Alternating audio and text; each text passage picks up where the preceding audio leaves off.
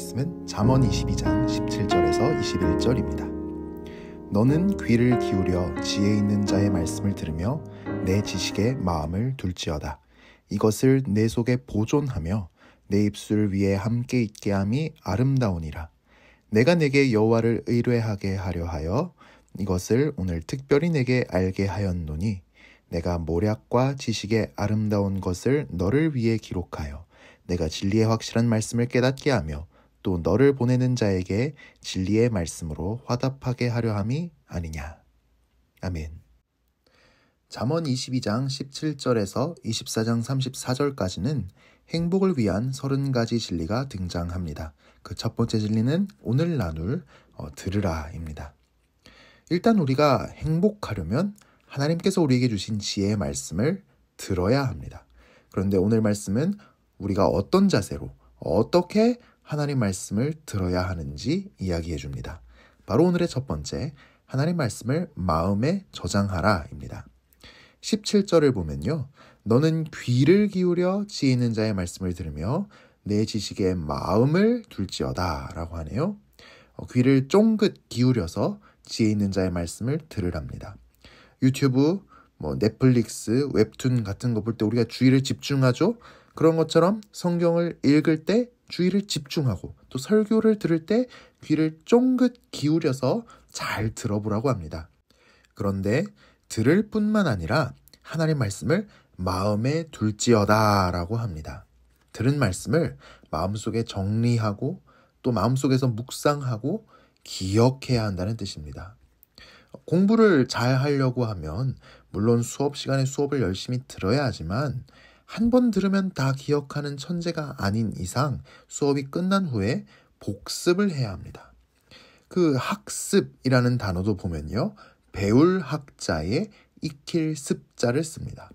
배울 학이라는 것은 무언가를 듣고 그 뜻을 이해하는 것입니다. 그런데 배울 학만 있어서는 안 되고 익힐 습이 반드시 따라와야 합니다.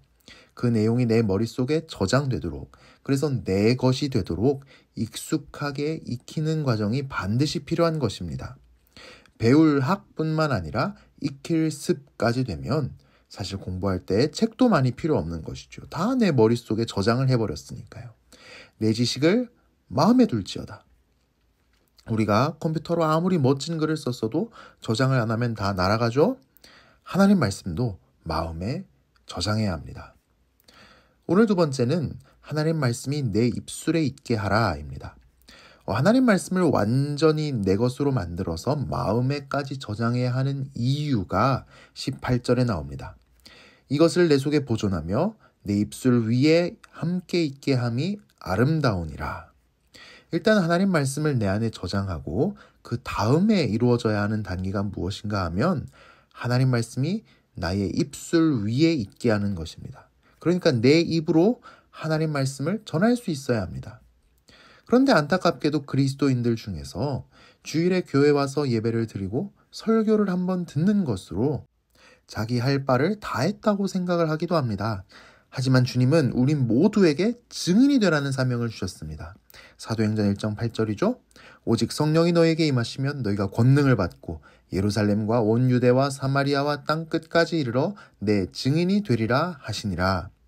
모세도 이렇게 말했습니다. 여호와께서 그의 영을 그의 모든 백성에게 주사 다 선지자가 되게 하시기를 원하노라. 나의 입술에는 하나님 말씀이 있습니까? 강대상에서 설교를 하나, 순모임에서 은혜 받은 말씀을 나누나, 길거리 노방에서 복음을 전하나, 어려움 속에 있는 누군가를 식당이나 카페에서 만나서 위로하나, 또 집에서 애들이 싸울 때 그걸 성경적으로 판단하고 하나님 말씀으로 아이들을 권면하나, 다 똑같은 하나님 말씀을 전하는 것입니다. 이것은 다 영광스러운 일입니다. 우리 입술에는 이렇게 하나님 말씀이 있어야 합니다. 특히 지금 이 장면은 지혜자가 자기를 찾아온 제자를 가르치기 시작하는 것인데 누군가 학비를 후원해서 이 제자를 스승에게 보낸 상황입니다. 이 제자는 잘 배우고 돌아가서 그 학비를 후원한 주인 또는 마을 사람들, 교회 공동체에게 배운 내용을 다시 가르쳐야 하는 책임이 있습니다. 그래서 21절은 이렇게 말씀하죠.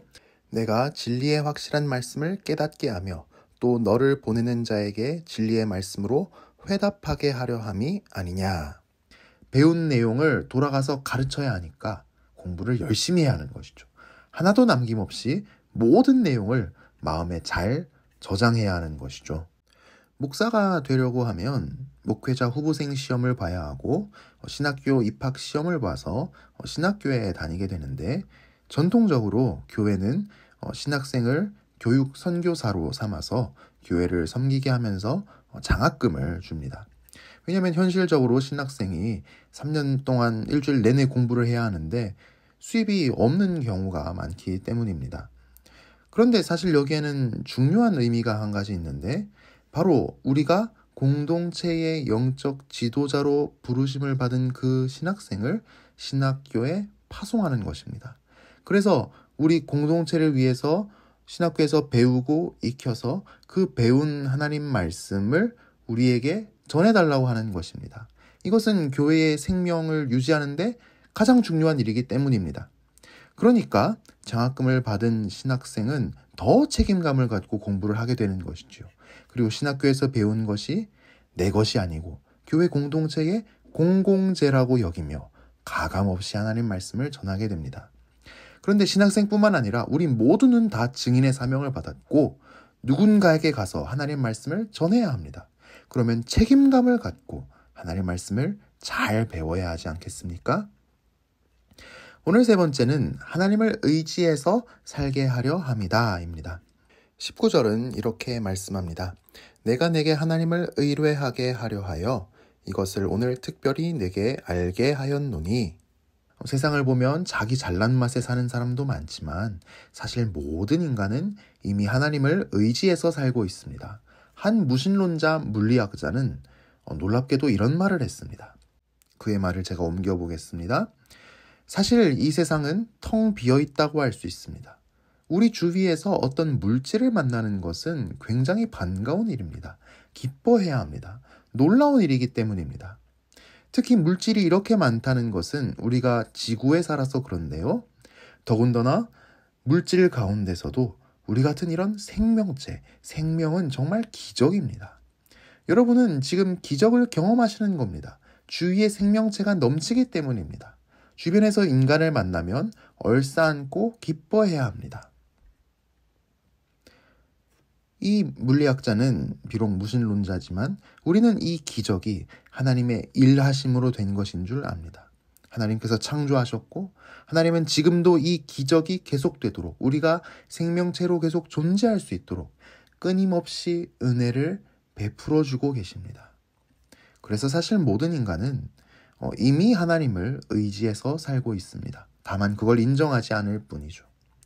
그런데 우리가 하나님 말씀을 배우고 익힐 때 결국 우리가 하나님을 의지해서 살게 된다고 말씀합니다.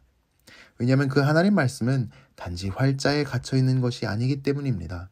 능력이 있어서 아주 작은 세미한 소리로도 우리 영혼을 천둥 소리처럼 울릴 수 있습니다. 우리는 이 성경 말씀으로 하나님을 만납니다. 그리고 그분 앞에 굴복되지 않았던 우리 자아가 서서히 그분 앞에 굴복되어집니다. 그리고 모든 것에 있어서 하나님을 인정하며 모든 일에 기도와 간구로 구할 것을 감사함으로 하나님께 아뢰게 됩니다. 기도할 때 내게 필요한 것은 시시콜콜한 것까지 다 하나님께 구하십시오. 내가 당연하게 누리던 것까지도 다 하나님께 구하십시오. 그것이 바로 하나님께서 내게 모든 걸 주셨다는 것을 인정하는 것이고 감사하는 것이기 때문입니다. 항상 기도하십시오. 항상 기도하라는 것은 기도 시간을 정하고 기도하라는 뜻입니다. 기도하지 않는 것은 하나님을 의지하지 않는다는 증거입니다. 항상 기도하는 것만이 항상 하나님을 의지하는 것입니다.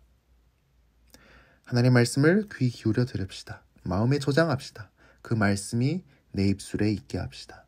말씀 속에서 만난 하나님을 의지해서 삽시다. 우리에게 말씀하시는 하나님께서 우리 삶을 가장 행복한 길로 인도해 가시기를 여러분 모두를 축복합니다. 기도하겠습니다. 사랑이 많으신 하나님 아버지, 하나님을 알 수 없으며 죄로 하나님을 떠난 우리를 찾아오시고 말씀하여 주시니 감사드립니다. 주님, 우리가 주님의 말씀을 사랑합니다. 그 말씀에 귀를 기울이게 하시고 그 말씀을 내 마음에 차곡차곡 담게 하여 주옵소서. 내 입술에 그 말씀이 함께 있어서 은혜를 나누고 복음을 전하고 위로하고 권면하게 하여 주옵소서. 우리가 주님의 말씀을 더 뜨겁게 사랑하게 하여 주옵소서. 나의 피난처 되시고 나의 유일한 의지할 분 되시는 주님, 나를 만나주시고 내게 말씀하시는 주님께 나의 모든 필요를 아릅니다. 기도로 주님을 의지하고 모든 것 감사드릴 때 놀라운 기도 응답을 경험하게 하여 주옵소서. 계속해서 무더운 날씨 가운데 건강을 지켜주시고 어지럽고 위험하기도 한 이 세상 속에서 우리 모두를 지켜주시옵기를 원합니다. 하나님, 은혜를 베풀어 주셔서 이 땅의 사고와 범죄를 막아주시옵소서. 연약해진 몸을 다시 강하게 하옵시며 기적적인 치유가 일어나고 통증이 줄어들게 하여 주옵소서. 하나님을 기뻐하는 것이 우리의 힘이 되게 하여 주옵소서. 우리 마음에 늘 하나님 주시는 기쁨이 충만하게 하여 주옵소서. 오늘 우리에게 맡겨주신 모든 일 능히 감당할 수 있는 힘과 용기와 믿음과 열정을 주옵소서. 사랑하는 가족들을 지켜주시고 교회를 지켜주시옵소서. 예수님 이름으로 기도합니다. 아멘.